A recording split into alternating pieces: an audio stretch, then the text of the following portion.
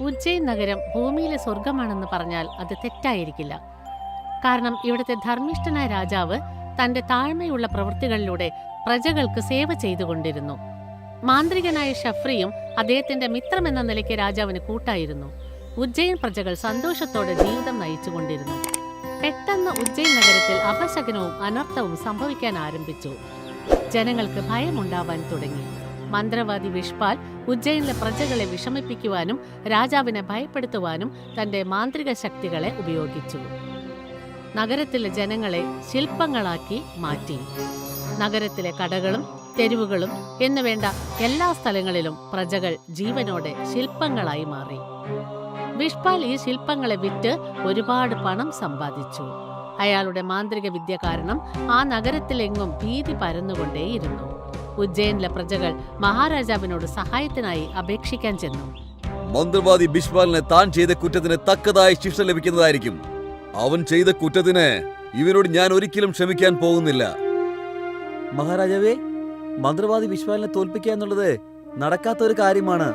മന്ത്രവാദി വിശ്വാൽ തന്റെ ശത്രു അടുത്തെത്തുന്നതിന് മുമ്പ് തന്നെ അയാളെ ഒരു ശിലയാക്കി മാറ്റിക്കളയും. അതാണ് പതിവ്. ഈ ലോകത്തിൽ തീരുമാനമില്ലാത്ത ഒരു പ്രശ്നങ്ങളുമില്ല. മന്ത്രവാദി ഷെഫ്രി, ഈ കാര്യത്തിൽ താങ്കളുടെ തീരുമാനം പറയൂ. മഹാരാജാവേ, പ്രശ്നങ്ങൾക്ക് തീരുമാനം തീർച്ചയായും ഉണ്ട്. പക്ഷെ ഈ പ്രശ്നം ഒരു സഞ്ജീവിനി കൊണ്ടൊന്നും തീരില്ല. അപ്പൊ ഈ സഞ്ജീവിനി ആരാണ് കൊണ്ടുവരിക? ഷെഫ്രി, നിങ്ങൾ തീർച്ചയായും ഒരു മന്ത്രവാദി തന്നെയാണ്. പക്ഷേ മഹാരാജാവ് നിങ്ങളെ ഇപ്പോൾ ഒരു ഹനുമാനായിട്ട് വിചാരിക്കുന്നു. അതെ ഷെഫ്രി, നമ്മുടെ രാജ്യത്തിന്റെ ഈ ദുഃഖകരമായ അവസ്ഥയിൽ നിന്ന് നീ തന്നെ രാജ്യത്തെ രക്ഷിക്കണം. ഈ പ്രശ്നത്തിലുള്ള സഞ്ജീവിനെ നീ തന്നെ കൊണ്ടുവരൂ. മന്ത്രവാദി വിശ്വാൽ ഒരു വലിയ മന്ത്രവാദിയാണ് രാജാവേ. എനിക്ക് നിന്റെ മേൽ ഭയങ്കര വിശ്വാസമുണ്ട് ഷെഫ്രി. വിജയം ഉറപ്പായിട്ടും നിനക്ക് തന്നെയായിരിക്കും. അങ്ങനെ ആയിക്കോട്ടെ മഹാരാജാവേ, ഞാൻ മന്ത്രവാദി വിശ്വാലിനെ നേരിടാൻ പോവുകയാണ്. പക്ഷെ ഇതിനെനിക്ക് എന്റെ ഗുരുനാഥനെ പോയി കണ്ട് കുറച്ച് മന്ത്രശക്തികൾ കൂടി നേടണം മഹാരാജാവേ. അദ്ദേഹമാണ് എന്റെ വഴികാട്ടി. മന്ത്രവാദി ഷെഫ്രി, നിങ്ങൾ നിങ്ങളുടെ ഗുരുനാഥനെ കണ്ടിട്ട് എത്രയും പെട്ടെന്ന് തിരിച്ചു വരൂ. എന്റെ അനുഗ്രഹം എപ്പോഴും നിങ്ങളുടെ മേൽ ഉണ്ടായിരിക്കും.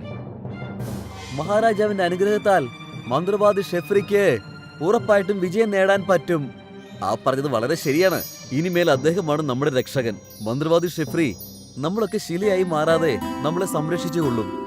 അതെ, ശിലയാക്കുന്ന കാര്യം മാത്രമല്ല, മന്ത്രവാദി വിശ്വാൽ ശിലയാക്കി മാറ്റിയ ജനങ്ങളെ ചന്തയിൽ കൊണ്ടുപോയി വിൽക്കുകയും ചെയ്യുന്നുണ്ട്.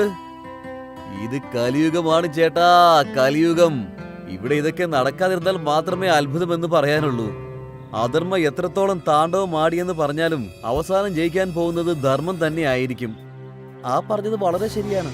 ഈശ്വരൻ എപ്പോഴും ധർമ്മത്തിന്റെ ഭാഗത്ത് മാത്രമേ നിൽക്കുകയുള്ളൂ. മന്ത്രവാദി ഷെഫ്രി ഗുരുവിനോട് സഹായം ആവശ്യപ്പെടാനായി പുറപ്പെട്ടു. എന്നാൽ മന്ത്രവാദി വിഷ്പാൽ നഗരത്തിൽ പ്രവേശിച്ച് ജനങ്ങളെ ശില്പങ്ങളാക്കിക്കൊണ്ടിരുന്നു. നഗരത്തിൽ വീണ്ടും ഭീതി പരക്കാൻ ആരംഭിച്ചു. ജനങ്ങൾ അവരവരുടെ വീടുകളിലും കടകളിലും ഒളിച്ചിരുന്നു. മന്ത്രവാദി വിഷ്പാൽ കുട്ടികളെയും ചെറുപ്പക്കാരെയും സ്ത്രീകളെയും പുരുഷന്മാരെയും വൃദ്ധന്മാരെയും എല്ലാം ശില്പങ്ങളാക്കി മാറ്റി. എന്നിട്ട് ആ ശില്പങ്ങളെ മന്ത്രശക്തി കൊണ്ട് ചെറുതാക്കി തന്റെ കമണ്ഡലത്തിൽ കൊണ്ടുപോയി. മന്ത്രവാദി വിഷ്പാൽ നഗരത്തിൽ നിന്ന് നേരെ പോയത് രാജകൊട്ടാരത്തിലേക്കായിരുന്നു. മഹാരാജാവ് വിജയിക്കട്ടെ, മഹാരാജാവ് വിജയിക്കട്ടെ. എന്താണ് പറ്റിയത് സേവക? നീ എന്തിനാണ് ഇങ്ങനെ ഭയം നോടി വരുന്നത്? മഹാരാജാവേ, ഞാൻ നമ്മുടെ നാടിന്റെ അതിർത്തിയിൽ നിന്നാണ് വരുന്നത്. അവിടെ മന്ത്രവാദി വിശ്വാൽ എല്ലാ ജനങ്ങളെയും ശിലയാക്കി മാറ്റിക്കൊണ്ടിരിക്കുകയാണ്.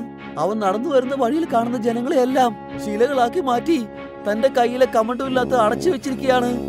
എന്താ, നമ്മുടെ സേവകന്മാരും ആ മന്ത്രവാദിയെ തടയാൻ ശ്രമിച്ചില്ലെന്നാണോ? മഹാരാജാവേ, മന്ത്രവാദി വിശ്വാൽ മതം പിടിച്ചൊരു ആനയെ പോലെ തന്റെ മുന്നിൽ വരുന്ന ആൾക്കാരെ എല്ലാം ശിലയാക്കി മാറ്റിക്കൊണ്ടിരിക്കുകയാണ്. നമ്മുടെ പടമാരെ എല്ലാം ശിലയാക്കി. അവർക്ക് ഇപ്പൊ ജീവനില്ലാത്ത കല്ലുകളാണ്. അയാൾ ഇപ്പൊ കൊട്ടാരത്തെ ലക്ഷ്യമാക്കി വന്നോണ്ടിരിക്കുക. ഏത് സമയത്തിലും അവനിവിടെ എത്തിയേക്കാം.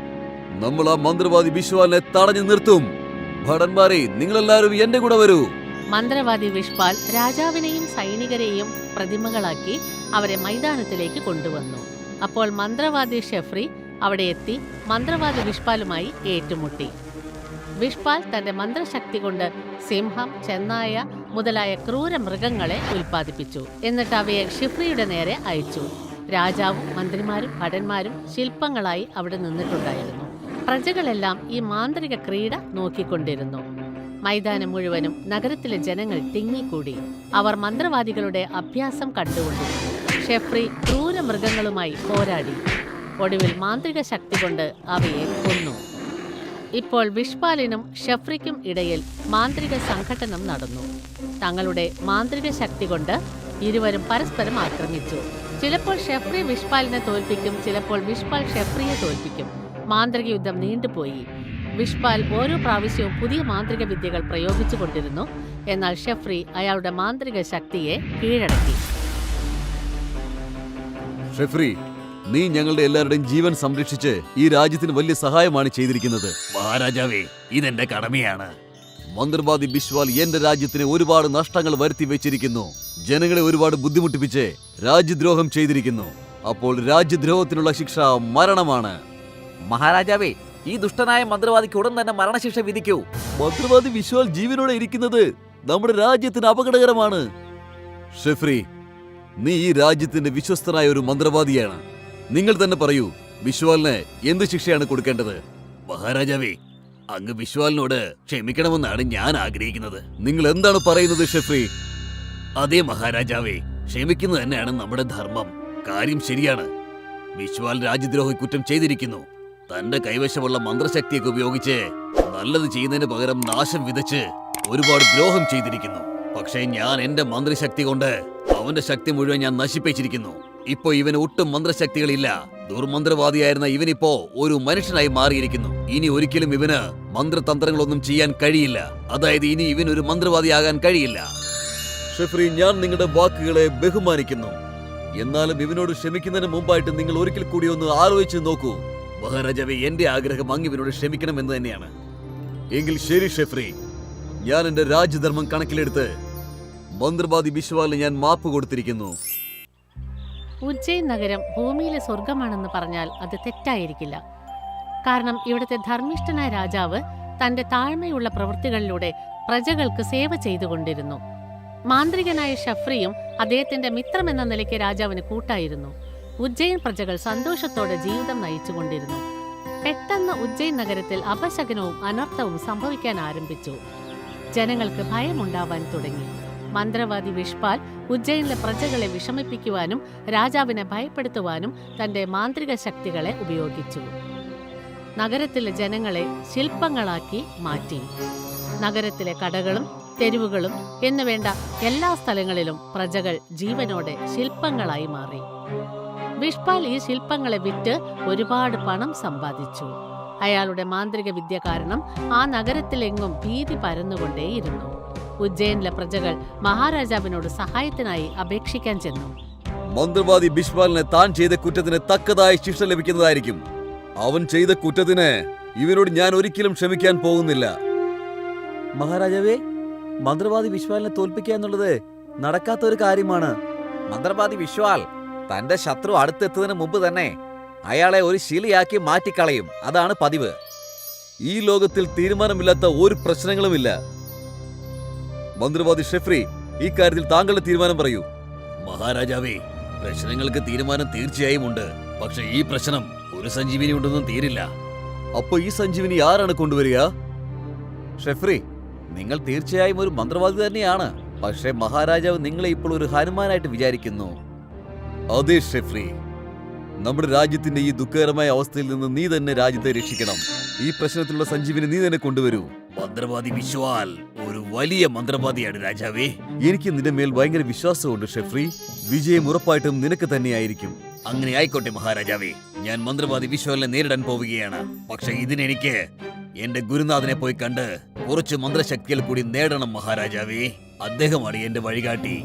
മന്ത്രവാദി ഷെഫ്രി, നിങ്ങൾ നിങ്ങളുടെ ഗുരുനാഥനെ കണ്ടിട്ട് എത്രയും പെട്ടെന്ന് തിരിച്ചു വരൂ. എന്റെ അനുഗ്രഹം എപ്പോഴും നിങ്ങളുടെ മേൽ ഉണ്ടായിരിക്കും. മഹാരാജാവിന്റെ അനുഗ്രഹത്താൽ മന്ത്രവാദി ഷെഫ്രിക്ക് ഉറപ്പായിട്ടും വിജയം നേടാൻ പറ്റും. ആ പറഞ്ഞത് വളരെ ശരിയാണ്. ഇനിമേൽ അദ്ദേഹമാണ് നമ്മുടെ രക്ഷകൻ. മന്ത്രവാദി ഷെഫ്രി നമ്മളൊക്കെ ശിലയായി മാറാതെ നമ്മളെ സംരക്ഷിച്ചുകൊള്ളും. അതേ, ശിലയാക്കുന്ന കാര്യം മാത്രമല്ല, മന്ത്രവാദി വിശ്വാൽ ശിലയാക്കി മാറ്റിയ ജനങ്ങളെ ചന്തയിൽ കൊണ്ടുപോയി വിൽക്കുകയും ചെയ്യുന്നുണ്ട്. ഇത് കലിയുഗമാണ് ചേട്ടാ, കലിയുഗം. ഇവിടെ ഇതൊക്കെ നടക്കാതിരുന്നാൽ മാത്രമേ അത്ഭുതമെന്ന് പറയാനുള്ളൂ. അധർമ്മ എത്രത്തോളം താണ്ഡവം ആടിയെന്ന് പറഞ്ഞാലും അവസാനം ജയിക്കാൻ പോകുന്നത് ധർമ്മം തന്നെയായിരിക്കും. ആ പറഞ്ഞത് വളരെ ശരിയാണ്. ഈശ്വരൻ എപ്പോഴും ധർമ്മത്തിന്റെ ഭാഗത്ത് മാത്രമേ നിൽക്കുകയുള്ളൂ. മന്ത്രവാദി ഷെഫ്രി ഗുരുവിനോട് സഹായം ആവശ്യപ്പെടാനായി പുറപ്പെട്ടു. എന്നാൽ മന്ത്രവാദി വിഷ്പാൽ നഗരത്തിൽ പ്രവേശിച്ച് ജനങ്ങളെ ശില്പങ്ങളാക്കിക്കൊണ്ടിരുന്നു. നഗരത്തിൽ വീണ്ടും ഭീതി പരക്കാൻ ആരംഭിച്ചു. ജനങ്ങൾ അവരവരുടെ വീടുകളിലും കടകളിലും ഒളിച്ചിരുന്നു. മന്ത്രവാദി വിഷ്പാൽ കുട്ടികളെയും ചെറുപ്പക്കാരെയും സ്ത്രീകളെയും പുരുഷന്മാരെയും വൃദ്ധന്മാരെയും എല്ലാം ശില്പങ്ങളാക്കി മാറ്റി. എന്നിട്ട് ആ ശില്പങ്ങളെ മന്ത്രശക്തി കൊണ്ട് ചെറുതാക്കി തന്റെ കമണ്ഡലത്തിൽ കൊണ്ടുപോയി. മന്ത്രവാദി വിഷ്പാൽ നഗരത്തിൽ നിന്ന് നേരെ പോയത് രാജകൊട്ടാരത്തിലേക്കായിരുന്നു. മഹാരാജാവ് വിജയിക്കട്ടെ, മഹാരാജാവ് വിജയിക്കട്ടെ. എന്താണ് പറ്റിയത് സേവക? നീ എന്തിനാണ് ഇങ്ങനെ ഭയന്നോടി വരുന്നത്? മഹാരാജാവേ, ഞാൻ നമ്മുടെ നാടിന്റെ അതിർത്തിയിൽ നിന്നാണ് വരുന്നത്.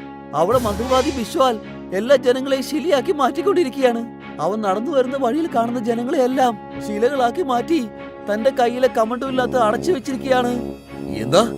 നമ്മുടെ സേവകന്മാരും ആ മന്ത്രവാദിയെ തടയാൻ ശ്രമിച്ചില്ലെന്നാണോ? മഹാരാജാവേ, മന്ത്രവാദി വിശ്വാൽ മതം പിടിച്ചൊരു ആനയെ പോലെ തന്റെ മുന്നിൽ വരുന്ന ആൾക്കാരെ എല്ലാം ശിലയാക്കി മാറ്റിക്കൊണ്ടിരിക്കുകയാണ്. നമ്മുടെ പടമാരെ എല്ലാം ശിലയാക്കി. അവർക്ക് ഇപ്പൊ ജീവനില്ലാത്ത കല്ലുകളാണ്. അയാൾ ഇപ്പൊ കൊട്ടാരത്തെ ലക്ഷ്യമാക്കി വന്നുകൊണ്ടിരിക്കുക. ഏത് സമയത്തിലും അവനിവിടെ എത്തിയേക്കാം. നമ്മൾ ആ മന്ത്രവാദി വിശ്വാലിനെ തടഞ്ഞു നിർത്തും. ഭടന്മാരെ, നിങ്ങളെല്ലാവരും എന്റെ കൂടെ വരൂ. മന്ത്രവാദി വിഷ്പാൽ രാജാവിനെയും സൈനികരെയും പ്രതിമകളാക്കി അവരെ മൈതാനത്തിലേക്ക് കൊണ്ടുവന്നു. അപ്പോൾ മന്ത്രവാദി ഷെഫ്രി അവിടെ എത്തി മന്ത്രവാദി വിഷ്പാലുമായി ഏറ്റുമുട്ടി. വിഷ്പാൽ തന്റെ മന്ത്രശക്തി കൊണ്ട് സിംഹം, ചെന്നായ മുതലായ ക്രൂര മൃഗങ്ങളെ ഉൽപ്പാദിപ്പിച്ചു. എന്നിട്ട് അവയെ ഷെഫ്രിയുടെ നേരെ അയച്ചു. രാജാവും മന്ത്രിമാരും ഭടന്മാരും ശില്പങ്ങളായി അവിടെ നിന്നിട്ടുണ്ടായിരുന്നു. പ്രജകളെല്ലാം ഈ മാന്ത്രിക ക്രീഡ നോക്കിക്കൊണ്ടിരുന്നു. മൈതാനം മുഴുവനും നഗരത്തിലെ ജനങ്ങൾ തിങ്ങിക്കൂടി. അവർ മന്ത്രവാദികളുടെ അഭ്യാസം കണ്ടുകൊണ്ടിരുന്നു. ഷെഫ്രി ക്രൂര മൃഗങ്ങളുമായി പോരാടി. ഒടുവിൽ മാന്ത്രിക ശക്തി കൊണ്ട് അവയെ കൊന്നു. ഇപ്പോൾ വിഷ്പാലിനും ഷെഫ്രിക്കും ഇടയിൽ മാന്ത്രിക സംഘട്ടനം നടന്നു. തങ്ങളുടെ മാന്ത്രിക ശക്തി കൊണ്ട് ഇരുവരും പരസ്പരം ആക്രമിച്ചു. ചിലപ്പോൾ ഷെഫ്രി വിഷ്പാലിനെ തോൽപ്പിക്കും, ചിലപ്പോൾ വിഷ്പാൽ ഷെഫ്രിയെ തോൽപ്പിക്കും. മാന്ത്രിക യുദ്ധം നീണ്ടുപോയി. വിഷ്പാൽ ഓരോ പ്രാവശ്യവും പുതിയ മാന്ത്രിക വിദ്യകൾ പ്രയോഗിച്ചു കൊണ്ടിരുന്നു. എന്നാൽ ഷെഫ്രി അയാളുടെ മാന്ത്രിക ശക്തിയെ കീഴടക്കി. ഷെഫ്രി, നീ ഞങ്ങളുടെ എല്ലാവരുടെയും ജീവൻ സംരക്ഷിച്ച് ഈ രാജ്യത്തിന് വലിയ സഹായമാണ് ചെയ്തിരിക്കുന്നത്. മഹാരാജാവേ, ഇതെന്റെ കടമയാണ്. മന്ത്രവാദി ബിശ്വാൽ എന്റെ രാജ്യത്തിന് ഒരുപാട് നഷ്ടങ്ങൾ വരുത്തി വെച്ചിരിക്കുന്നു. ജനങ്ങളെ ഒരുപാട് ബുദ്ധിമുട്ടിപ്പിച്ച് രാജ്യദ്രോഹം ചെയ്തിരിക്കുന്നു. അപ്പോൾ രാജ്യദ്രോഹത്തിനുള്ള ശിക്ഷ മരണമാണ്. മഹാരാജാവേ, ഈ ദുഷ്ടനായ മന്ത്രവാദിക്ക് ഉടൻ തന്നെ മരണശിക്ഷ വിധിക്കൂ. മന്ത്രവാദി വിശ്വാൽ ജീവനോടെ ഇരിക്കുന്നത് നമ്മുടെ രാജ്യത്തിന് അപകടകരമാണ്. ഷെഫ്രി, നീ ഈ രാജ്യത്തിന്റെ വിശ്വസ്തനായ ഒരു മന്ത്രവാദിയാണ്. നിങ്ങൾ തന്നെ പറയൂ, വിശ്വാലിന് എന്ത് ശിക്ഷയാണ് കൊടുക്കേണ്ടത്? മഹാരാജാവേ, അങ്ങ് വിശ്വാലിനോട് ക്ഷമിക്കണമെന്നാണ് ഞാൻ ആഗ്രഹിക്കുന്നത്. നിങ്ങൾ എന്താണ് പറയുന്നത് ഷെഫ്രി? അതേ മഹാരാജാവേ, ക്ഷമിക്കുന്നത് തന്നെയാണ് നമ്മുടെ ധർമ്മം. കാര്യം ശരിയാണ്. വിശ്വാൽ രാജ്യദ്രോഹ കുറ്റം ചെയ്തിരിക്കുന്നു. തന്റെ കൈവശമുള്ള മന്ത്രശക്തിയൊക്കെ ഉപയോഗിച്ച് നല്ലത് ചെയ്യുന്നതിന് പകരം നാശം വിതച്ച് ഒരുപാട് ദ്രോഹം ചെയ്തിരിക്കുന്നു. പക്ഷേ ഞാൻ എന്റെ മന്ത്രശക്തി കൊണ്ട് അവന്റെ ശക്തി മുഴുവൻ ഞാൻ നശിപ്പിച്ചിരിക്കുന്നു. ഇപ്പോ ഇവന് ഒട്ടും മന്ത്രശക്തികളില്ല. ദുർമന്ത്രവാദിയായിരുന്ന ഇവനിപ്പോ ഒരു മനുഷ്യനായി മാറിയിരിക്കുന്നു. ഇനി ഒരിക്കലും ഇവന് മന്ത്രതന്ത്രങ്ങളൊന്നും ചെയ്യാൻ കഴിയില്ല. അതായത് ഇനി ഇവനൊരു മന്ത്രവാദിയാകാൻ കഴിയില്ല. ഷെഫ്രി, ഞാൻ നിങ്ങളുടെ വാക്കുകളെ ബഹുമാനിക്കുന്നു. എന്നാലും ഇവനോട് ക്ഷമിക്കുന്നതിന് മുമ്പായിട്ട് നിങ്ങൾ ഒരിക്കൽ കൂടി ഒന്ന് ആലോചിച്ച് നോക്കൂ. മഹാരാജാവേ, എന്റെ ആഗ്രഹം അങ്ങ് ഇവനോട് ക്ഷമിക്കണമെന്ന് തന്നെയാണ്. എങ്കിൽ ശരി ഷെഫ്രി, ഞാൻ എന്റെ രാജ്യധർമ്മം കണക്കിലെടുത്ത് മന്ത്രവാദി ബിശ്വാലിന് ഞാൻ മാപ്പ് കൊടുത്തിരിക്കുന്നു.